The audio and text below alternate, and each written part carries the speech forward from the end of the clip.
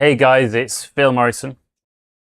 Really excited to start this live stream. In the past, they've always been on my phone, but now I've upgraded my technology with cool camera, mic, all the gear. There's also a time lag between me actually speaking and me seeing myself speaking. So it's all different, all new.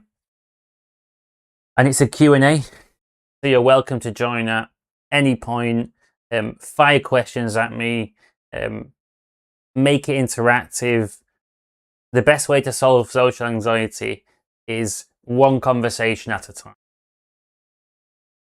You solve it through interactivity, not passive content consumption, which is why I'm going to be consistently doing live streams, creating these cool, vibrant social spaces like I do at my in-person events.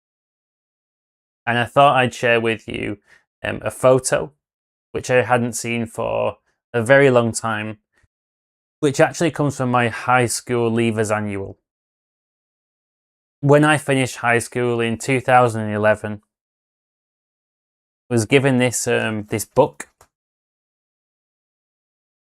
this leavers yearbook. If you can see this.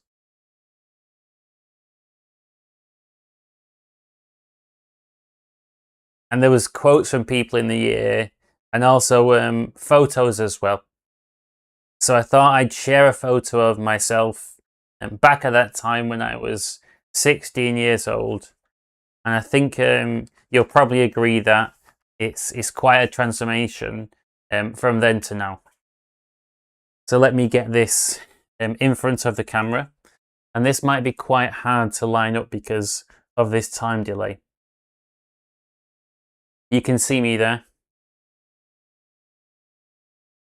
Let's get this a bit more in shot.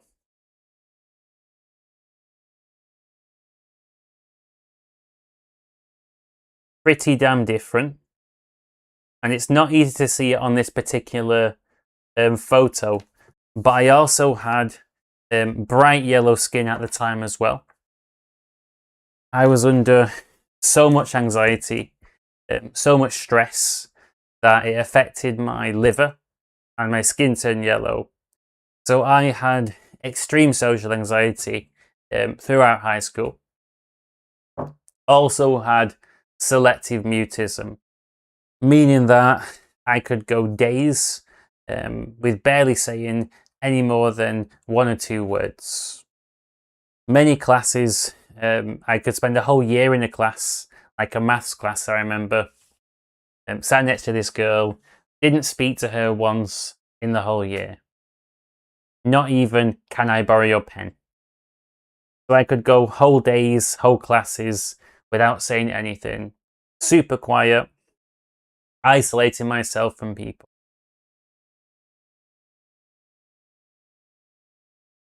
Now I'm trying to go the other way, trying not to speak too much.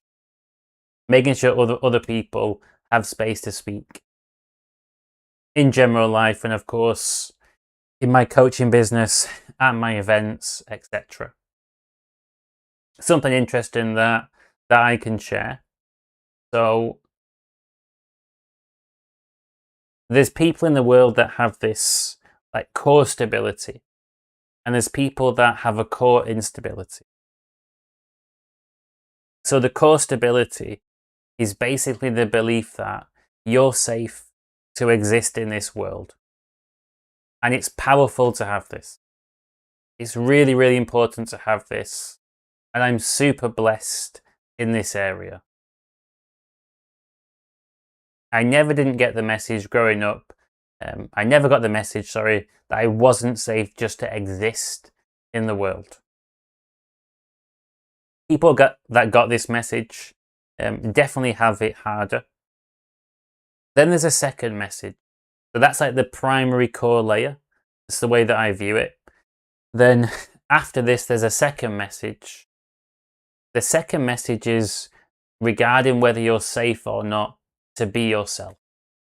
Whether you're acceptable or not as you naturally are. So if you receive the first message, you're completely safe to exist in this world. Your primary caregivers, parents most likely, they made you feel safe to exist. You was fed, looked after, all the basics were taken care of. You never felt fundamentally unsafe to simply be. So if you received this message that you're safe to exist on this planet, but then you received a message a layer above than this, that it's not acceptable for you to actually be yourself, that's when you're going to have social anxiety, but with a core stability. The good news with this is that it's a very, very, very workable position to be in. Completely possible to overcome your social anxiety, get confident with people, with the right support, the right environments, the right conversations, the right experience and time. Consistency and time. But instability is definitely harder. And this is when people often turn to darker coping strategies in life, like drinking, drugs. I know they're the same, really. Different vices, big problems that are really, really, really hard to overcome. So you could see that picture of me. Maybe I can show it again to highlight some stuff. Quite hard to line this up when you can't actually see the eye of the camera that well.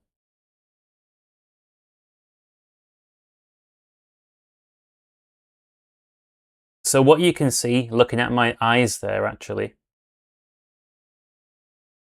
looking at my expression, I'm basically in a shutdown mode, a socially shut down, anxious mode.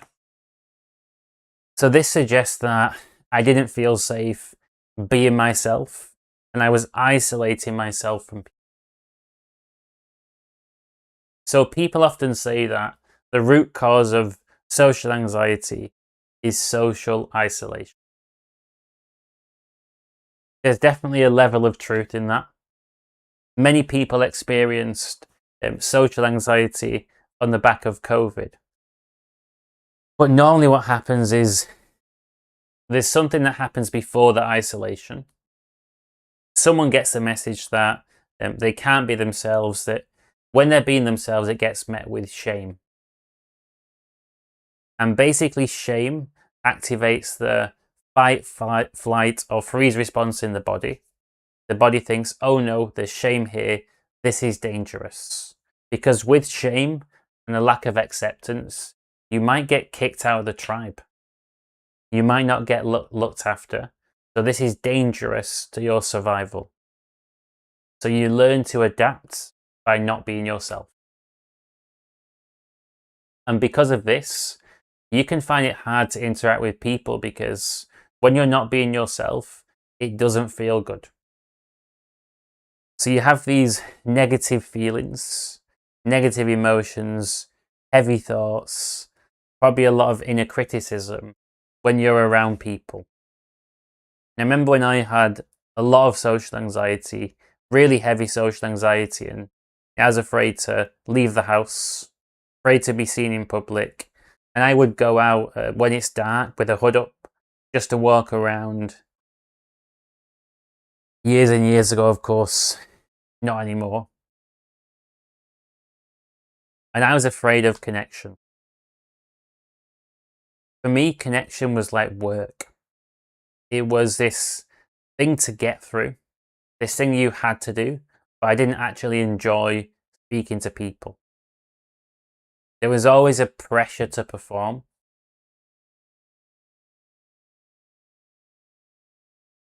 And when I got more confident and worked on myself, and especially when I personally received coaching from this guy in London, who was an amazing coach, I started to really be myself, not try to perform, be who I am, be my authentic self.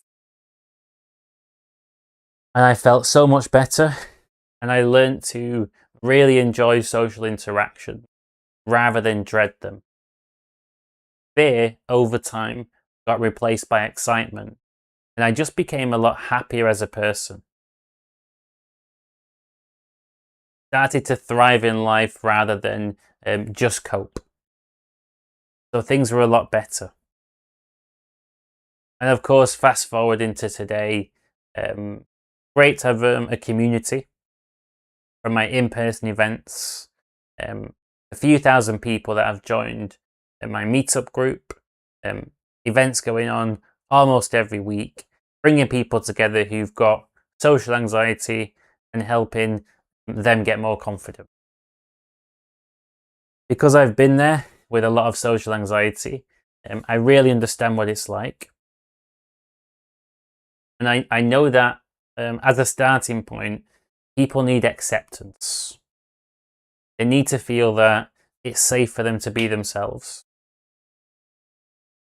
And it can take a bit of time for people to build that trust.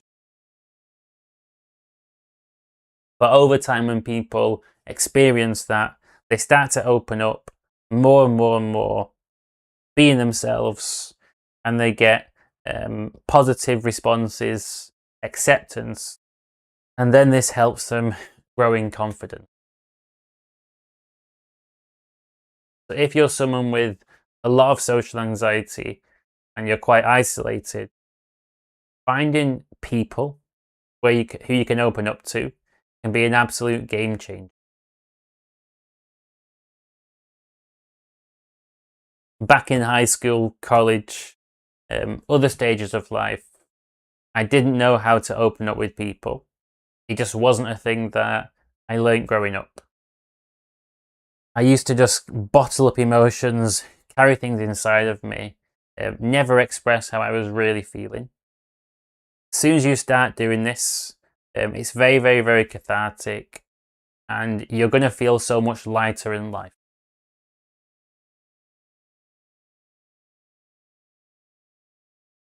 And as well as these multi-streams, which I'm really, really excited to build on, I'm going to have other platforms like Twitch, as well as YouTube.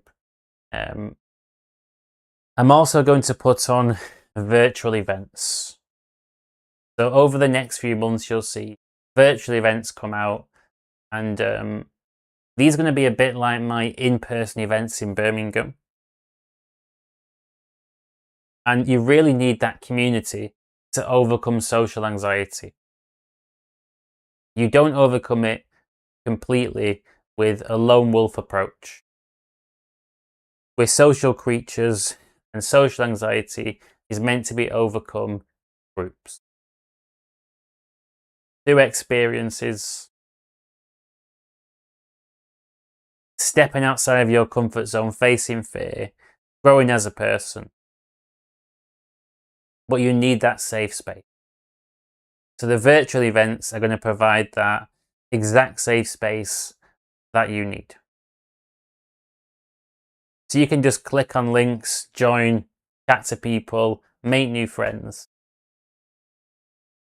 And what's interesting as well, some things I've learned from my events over the past some years. So people with social anxiety typically have high levels of empathy, quite sensitive people, and generally good people as well. So you'll probably find that the group is kinder than the average group. And that's actually really important because you need to get some easygoing, chilled out, positive experiences under your belt. And when you're around other people who share that social anxiety background, you're not going to feel judged for having social anxiety. You'll hear other people talk about their challenges, and it will make you feel free from your challenges.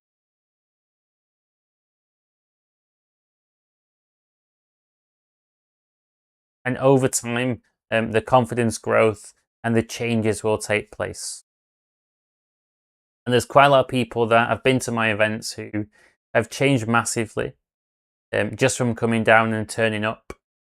Great example is a guy called Matt.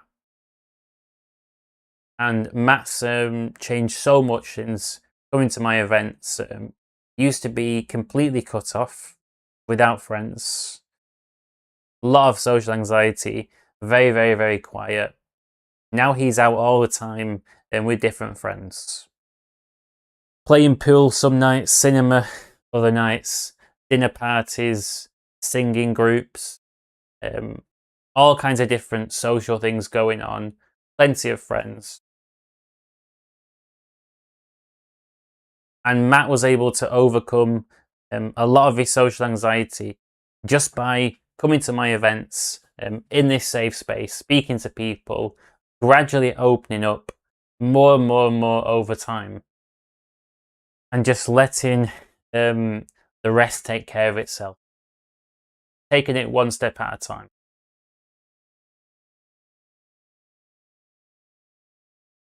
Now he's joined the gym, getting into health and fitness as well, which is an awesome journey to be on. Big fan of all the gym stuff myself. So if you have social anxiety, you can start really small. You know, as I said in a previous video, you could be one step away from the next level of confidence. One uncomfortable step away from leveling up. Maybe saying hello to a new person. Taking that risk. What's the worst that can happen? You get some experience, it's one data point, and you get over it. Speak to somebody who's sat next to you in the office. A situation where you normally wouldn't, but you decide to brave it. Try it, why not? Maybe you ask somebody out who you really like, you've been wanting to for a while, you take that step. You take the plunge. When you start to be braver in this way, you keep on collecting this evidence that it's actually safe for you to be yourself. When your mind keeps receiving this message and it's reinforced over and over and over again, you'll notice this shift in confidence, shift in ease around people. But you may need to receive that message many, many, many, many, many times over before this shift happens. A little bit like doing reps in the gym. You don't do one rep and suddenly you're way stronger. You do lots of reps consistently, and over time there's this progressive overload and gradual strength increase. Similar with facing fear and building confidence. Facing fear is doing the reps. You get the evidence that you're safe, you can handle that weight, and you adapt to it over time. When you've adapted to it, you then pick something else which is now outside of your new and expanded comfort zone. You keep on expanding, expanding, expanding.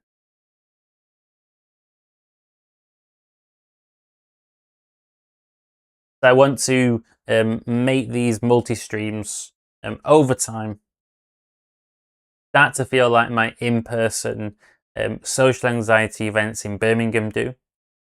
Invite some people down who come to my events, get the conversations going in the chat, make it interactive, make it fun, make it a space where you can come down, share things about yourself, get to know other people who regularly attend as well. Make it into a community. But you have to be bold and willing to take the risk. So I don't know if people are going to come on this live stream or the next one. But I do know that I'm going to build a consistent streaming habit. And in time, People will come on the events. The community will grow with that consistency and a good setup. So I'm putting in that groundwork, doing those first steps now. And that's exactly the same as if you're building confidence in any particular area of life. You have to be willing to put in that invisible work before results become visible. Maybe you're taking action, you're not seeing any results, any fruits to your labor. Don't think that nothing's happening. Maybe there's roots growing. You've planted a seed, there's roots growing. There's stuff happening, but it's still underground. It's not visible yet. It's not peeking above the parapet. Then you see a tiny shoot start to grow. Then suddenly it grows into a flower. Sometime later, there's fruits. Finally, the fruits of your labor are there. You don't get to control the timing of the process. It takes as long as it takes. But ultimately, results will come in over time with consistency. So with social anxiety, the cause is you not feeling safe to be yourself.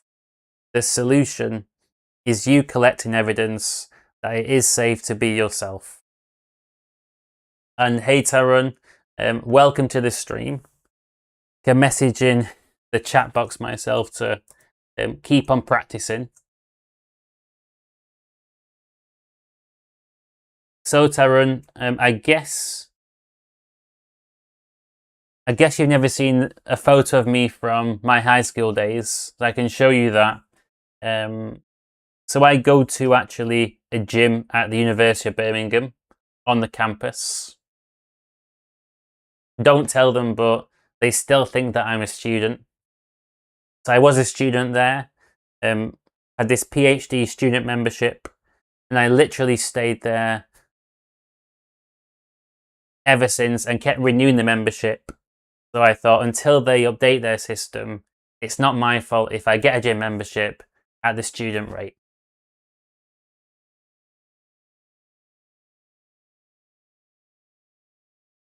So I'll show you this photo, Taron. So Taron's been coming to my events for quite some time. But he's never seen a photo of me from when I was 16, so I can show him that in the camera.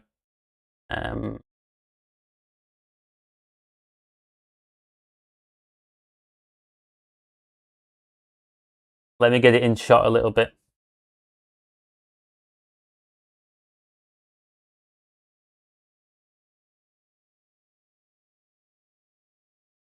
Yeah, so you can see there, Taron. So that's how I used to look like.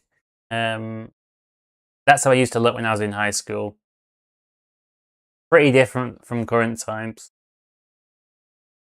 One thing about Taron is that he remembers everything that I say, every little detail. Definitely got a great memory. I've got plenty of events going on and different events around the corner. I have a brunch event tomorrow. I have my regular coffee social events, some social anxiety workshops. Going to be putting some picnics on when it gets sunny outside as well.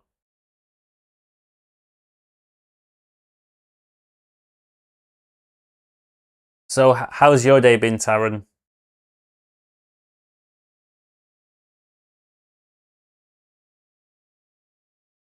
And because Taron is a live stream OG, been going on my live streams since the beginning. Next to his name on the chat, there's a crown and it says #1. Is a pretty cool icon to have.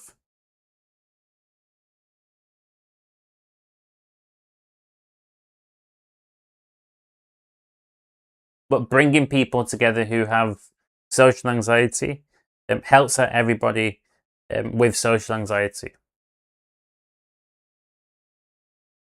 There's a feeling of mutual acceptance and instant connection that often happens. There's some people that you click with and some people that you don't. But when you share some history, really, really helps. Like a shared sense of safety with a different person. Temperaments just match. And it's really nice when you have this feeling of, this is my tribe. This is my kind of people.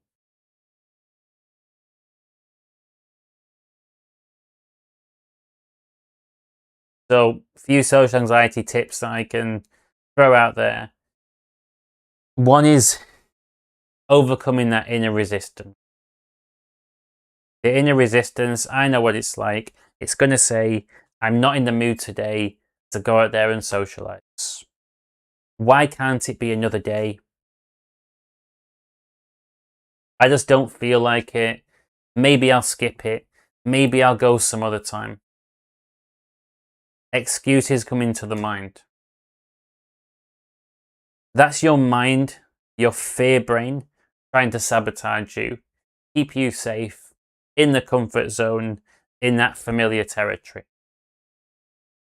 But you rise above it, you go, okay, I am nervous, I am afraid, there's uncertainty. I'm going to brave it and go anyway. You go. It's almost never as bad as the mind made out. You'll be there and you'll be thinking, it's really not that bad. And afterwards, you're going to feel glad that you went. I'm just going to check my camera battery while I'm recording. Just bear with me for a second here. Not easy to do with this current setup. Checking that, yes, okay battery.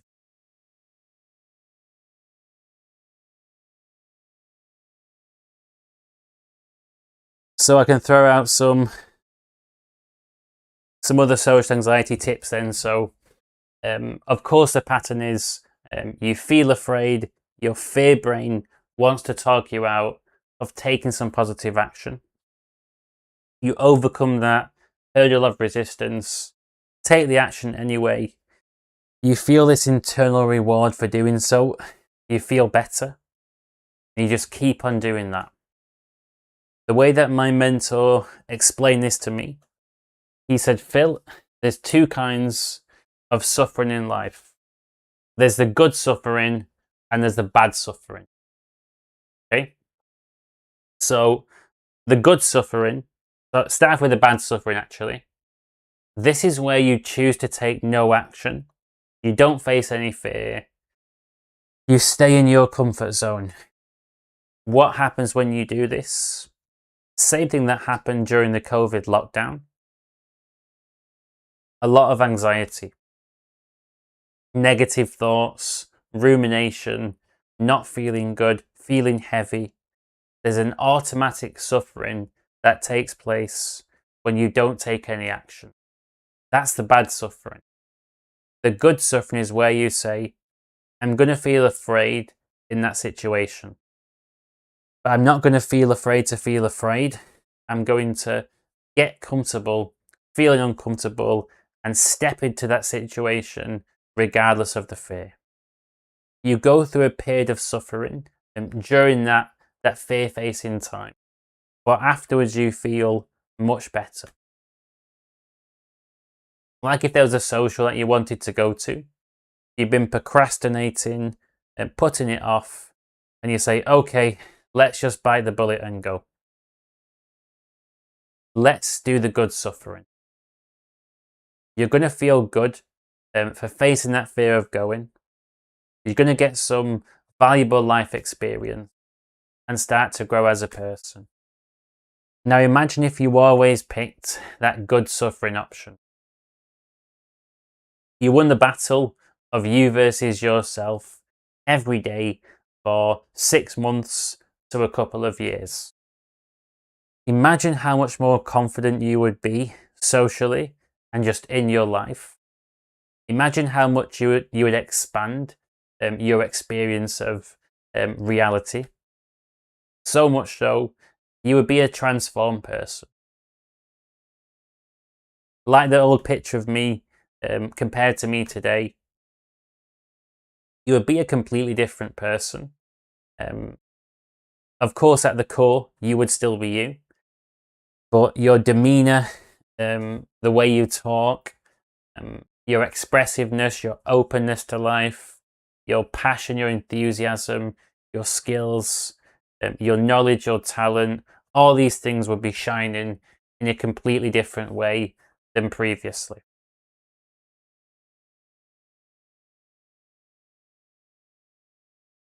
And if you don't know where to start, just keep an eye out for my virtual events. So June and July, I'm going to be getting the virtual events out there, building it, putting it out there.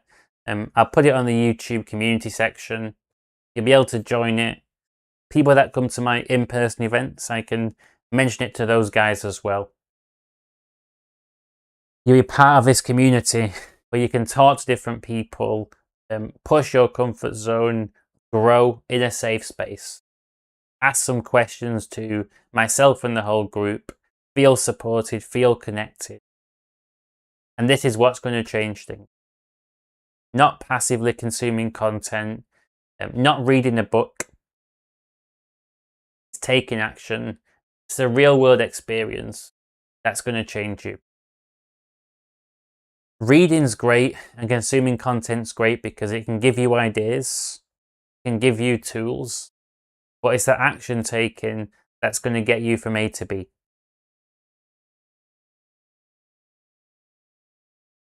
So reading's only good if you're going to put what you've read into use. And I stress this in my blog. So if you've not checked out my blog yet, you're very welcome to. My website is philmorrison.net, and I post an article every single week by motivating you to take action, because I know that the action taken is what's going to get you the actual results in the long term. And that's exactly why I'm going to put on these virtual events as well as my in-person ones, because you need access to those platforms and spaces to connect and grow. So I'm going to finish this live stream now. I can actually practice changing to my live stream end screen. But until next time, hope you have an awesome rest of your day.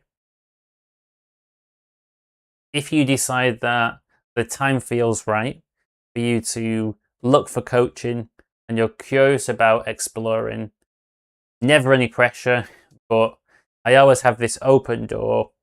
You're welcome to go on my website, look in the coaching section and see what I provide. Until next time, enjoy your evening and keep on taking action. And let me get this end screen on now.